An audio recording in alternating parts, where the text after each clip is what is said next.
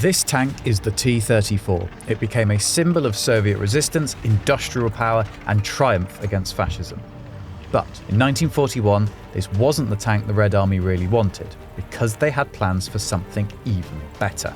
And if the Nazis hadn't invaded the Soviet Union in June of that year, the T-34 as we know it would have been shelved completely.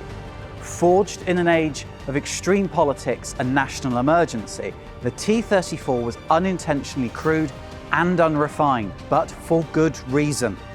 Desperate times call for desperate measures, but sometimes they can pay off.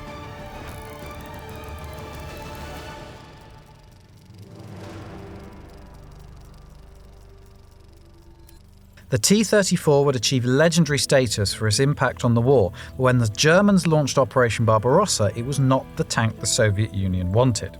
But it was the tank they had, and to be fair to it, it did have some good things going for it, and we'll have a look at them later. However, the design had some fairly major issues with it, which meant the designers were already looking at fundamental changes before the T-34 even went into production. The first problem was the turret. This small two-man turret meant that the commander had to double up as the gunner. If we have a look into our T-34-76, we can really highlight some of the issues that this two-man turret had. I mean, first and foremost, it does have a big turret hatch, however, there is no cupola. So the crew are entirely basing their viewpoint off of periscopes and poorly placed vision blocks. So that's not ideal. I'm here in the loader's position, and in short, it is very cramped. There's a lot going on in this space as well, not just sort of loading. Yes, I do have ammunition racks down by the side, just off camera. We've got vision blocks here, we've got stowage bins. Obviously the breach is sort of all consuming on any tank really, but especially this thing. I'm not entirely sure how you're supposed to be able to load a 76mm round into that breach with any sort of efficiency or timeliness really, but they did. It's quite incredible really. And over on this side is the commander's. Obviously this being a two-man turret, there are only two people in this turret. So he's got to do everything a commander would normally do, all of those responsibilities, plus also fire the main gun, which is a lot of work. He's in an incredibly overworked position. Experience would show that this arrangement just doesn't work. And this isn't just unique to the Soviets. Many nations immediately rule out two-man turrets because you just are overworking the commander. What the Soviets wanted was a bigger turret, ideally with that third crew member in there so the commander can get back to commanding. The T-34 used the same Christie suspension system that was used on the BT light tank series. This offered great cross-country performance at pace. While this suspension system worked well enough, by this point it was reaching the limit of the weight it could effectively support while offering the same ride quality. Instead, the Red Army were interested in the modern and more capable torsion bar suspension system, which offered a smoother ride and both maintenance and design advantages. And then there was the gearbox, in which in the earlier T-34s had a pretty high rate of failure because it simply wasn't strong enough. Designed for use in lighter tanks, it lacks synchronized gearing, so shifts required precise timing and brute force. If done improperly, at best it added to the stress and wear, at worst it caused immediate failure. But with the situation in Western Europe becoming more turbulent, T-34 was approved for production. With 600 units being ordered, they were intended to be used as a stopgap. The T-34 at this time was imperfect, but it was given the thumbs up. And speaking of which, if you're enjoying this video, we'd appreciate a thumbs up too. It helps us beat the algorithm and get this video to a wider audience. Also, please subscribe, and if you can, support us on Patreon. Now, back to the T-34, and let's have a look at what makes its design so effective.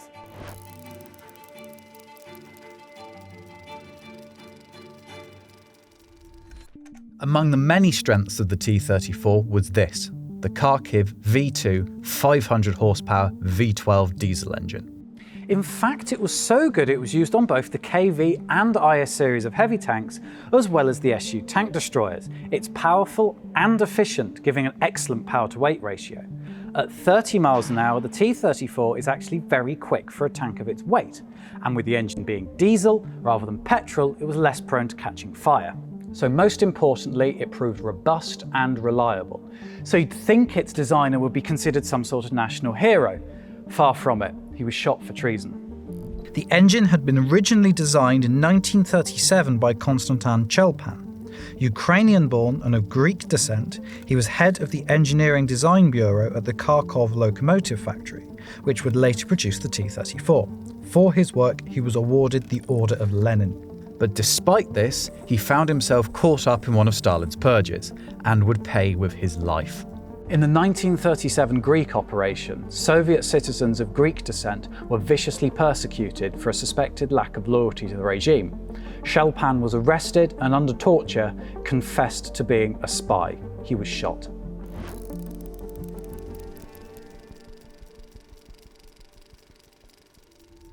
Around the time of Chelpan's death in 1937, Mikhail Koshkin, who would go on to be regarded as the father of the T-34, was just arriving. As it turns out, the post as head of the design bureau at the factory would have fatal consequences for him too. His task was to design a replacement for the Red Army's BT light tank series.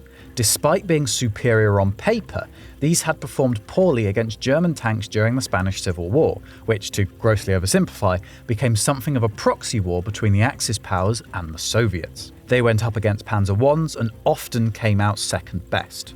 In 1939, Koshkin's team delivered the A-20. This was quickly followed up by the A-32, and although this was capable of outclassing the BT-7, it still wasn't quite right. Then, in January 1940, Koshkin would deliver what is effectively the prototype of the T-34, the A-34. While larger and heavier than its predecessors, it did retain this clever sloped armour arrangement all around the hull. While sloped armour is known to encourage rounds to bounce off, it also increases the effective line of sight armour thickness. This, without a shadow of a doubt, would be one of the T-34's key strengths, and would be later emulated on one of the vehicles sent to face it in action, the Panther. Sloped armour made manufacturing more efficient, using less material for thicker, effective armour protection. But it came at the expense of crew space, adding to their general discomfort, not that they were really able to complain. Whilst the prototypes and early models were fitted with the L11 76.2mm gun, the majority of production models mounted the longer F-34 76.2mm gun. Its AP round could penetrate the front of both Panzer IIIs and IVs with ease. It also had a capable HE round for dealing with personnel and anti-tank positions. Two prototypes were built at the Kharkiv factory, which is now Kharkiv in modern Ukraine, and these were sent for trials near the Russian capital, Moscow. To prove their durability, the vehicles were driven to the trials and then driven back again, over 450 miles each way, on very poor roads, in incredibly harsh winter conditions, and Koshkin went with them, determined to see his tanks succeed. It was a punishing journey, but the tanks proved extremely robust. Far more robust than their creator. Koshkin would contract pneumonia on the road run and succumb to the illness on September the 26th, 1940. As we have seen, there were known issues with this design, particularly around turret size. But despite this, the A-34 was approved for production in June 1940, becoming the now legendary T-34. The Soviet Union, now at war with Finland, would order 600 of these vehicles. With work to fix the existing design issues, and inspiration for those improvements came from a very unexpected source.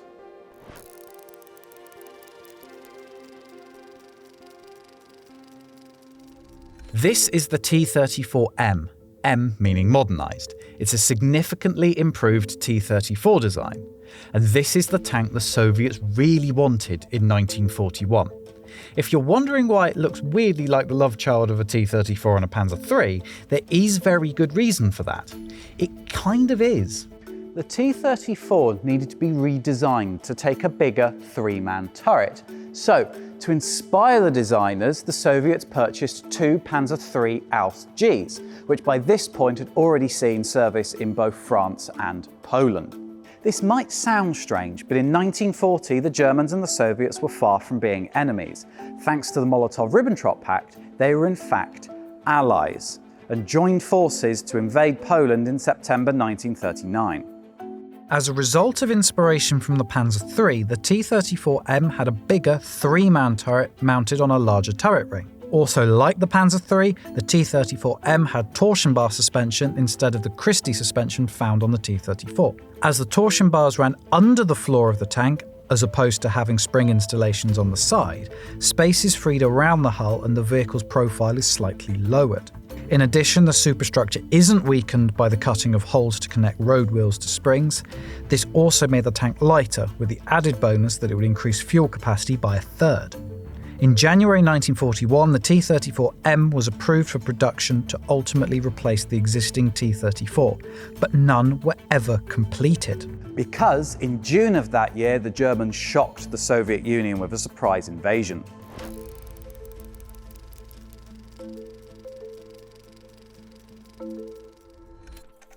It might seem crazy now given the obvious ideological contrast between Nazi Germany and the Soviet Union, but Stalin was genuinely shocked by the Germans when they launched Operation Barbarossa on June 22, 1941. An order for 500 T-34Ms was placed, alongside an order for 2,200 T-34s in January of that year. However, the invasion changed priorities. Improving the imperfect T-34 was no longer the priority, and the T-34M project was abandoned so that factories could focus on churning out as many T-34s as possible. It wasn't the tank they wanted, but for now it was the tank they were stuck with. And it turned out to be pretty good, in more ways than you might think. On day 2 of Operation Barbarossa, German armoured units laid eyes on the Soviets' new T-34 and their even heavier KV-1 tanks for the very first time. They were shocked, to say the least, mainly due to the fact the guns on the T-34 could punch through their panzers at a far greater distance than their panzers could punch back. And this sloped armour was something else. When the Germans eventually got hold of a T-34, they tested their Pak-36 anti-tank gun against it. At 20 metres, it did pretty much nothing more than just scratch the paintwork. German General Ewald von Kleist was quoted saying the T-34 was the finest tank in the world. Even after the war, the appearance of the T-34 left a strong impression on those that faced it on the front line. Another event hit us like a ton of bricks. The first Russian T-34 tanks appeared. The amazement was complete. How could it be that up there, in the high command, they did not know about the existence of this excellent tank? Suffice to say, the Germans were impressed, but the T-34 wasn't enough to stop them pushing deeper into Soviet territory. The Soviets would need a lot more T-34s for that. Now, desperate times really would call for desperate measures.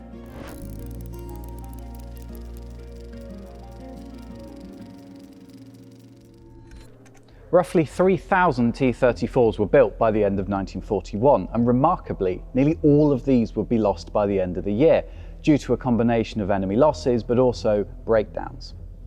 The war was not going well for the Soviets, and the front line was creeping closer to the essential T-34 factories in the Ukrainian city of Kharkov. Faced with such a significant threat to Soviet tank production, everything in the factories was packed up and shipped to safety beyond the Ural Mountains, to Nizhny Tagil, over 1,700 miles away. And once settled, quantity was prioritised over anything else. While an incredible feat, quality certainly suffered. Changes to design were expressly forbidden unless it made it cheaper or faster to produce. So, hundreds of parts were simplified. 5,800 were removed altogether, and if it could start, drive and fire its 76.2mm gun, it was good to go. Looking at the T-34 with its primitive welding and appalling crew conditions, it's easy to assume that the tank was designed to only have a short lifespan. But this wasn't the case, and it wasn't because the Soviets didn't care or the T-34 was designed to be expendable. They knew that their backs were against the wall and it was numbers that mattered most. To refer to the early T-34s as unrefined would be an understatement. And now they were being churned out by largely unskilled labourers effectively learning on the job. Plus, they were now being assembled in new makeshift factories where the workers were pressured and coerced by political commissars to deliver high volumes to save the Soviet Union from invasion. But this ruthlessness worked. 1941 had seen just 3,000 T-34s built, but by 1942, production had increased fourfold to around 12,500. By 1943, the cost of a single T-34 had been reduced by almost half since production started. Production time had also been slashed, going from 260 hours to just 80, all while quality was actually increasing. But the Red Army still was not happy with the T-34. They still wanted an upgrade that addressed the issues of turret size, suspension, and reliability. With the German invasion slowing and production secured, 1943 gave the Soviets another opportunity to experiment.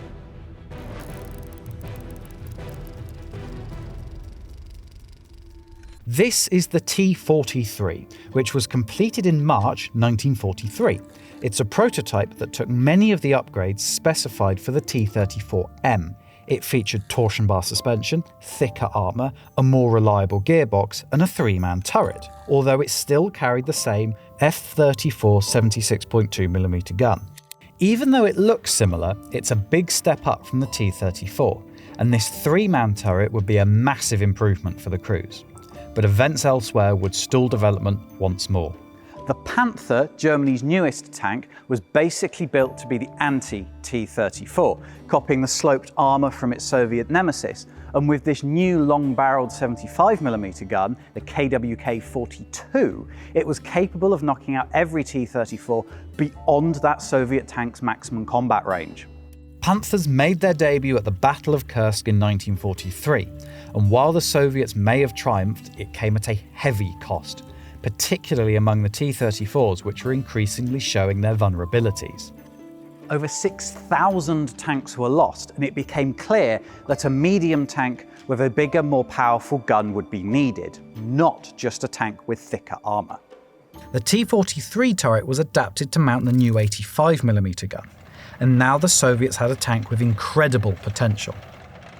However, starting to build the T-43 would mean having to stop building the T-34, and that was still needed in its thousands. So, once again, Soviet pragmatism kicked in. Rather than retooling factories and retraining labour to make an entirely new vehicle, plus then going through the process of troubleshooting and refining it, it was easier to take the turret and the gun from the T-43 and adapting the T-34 hull to make it fit, creating this, the now iconic T-34-85.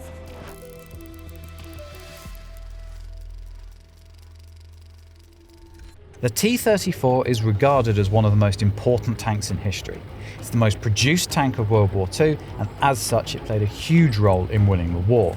The first of the new T-34-85s were built in late 1943, and because of high production and loss rates, by the middle of 1944, it made up the majority of the Red Army's tank fleet.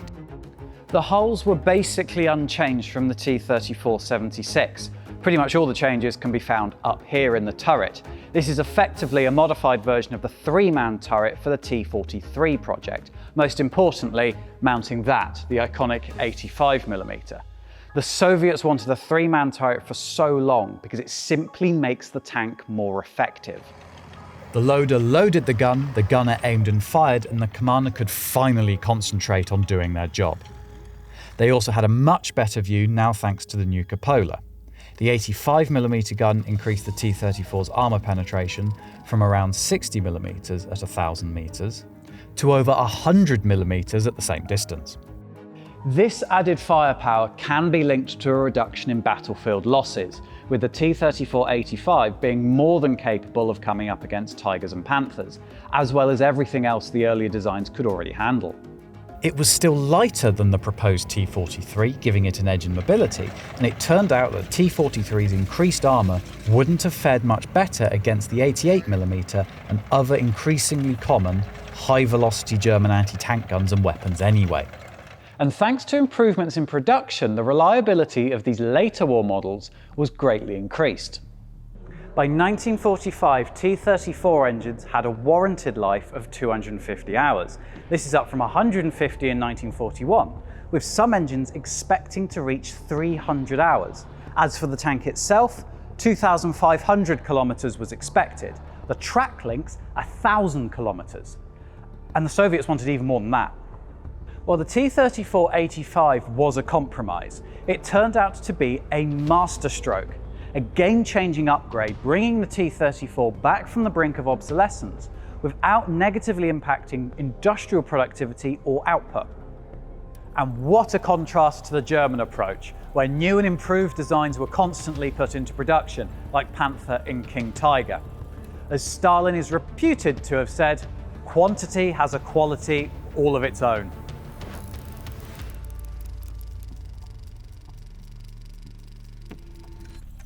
For a tank they didn't exactly want but got stuck with, the T-34 story turned out pretty well for the Soviets. This not-quite-right design from 1940 has gone on to achieve an unexpected legacy as a tank that played a major role in winning World War II. Pragmatism and compromise drove the development and retention of the T-34, allowing the Soviets to achieve a winning combination in the T-34-85. With such a legacy, it's interesting to consider that under different circumstances, the T-34 as we know it could have been a mere footnote in Soviet tank design. What do you think about the T-34 and its design? Did the Soviets make the right calls considering the circumstances? Let us know in the comments below.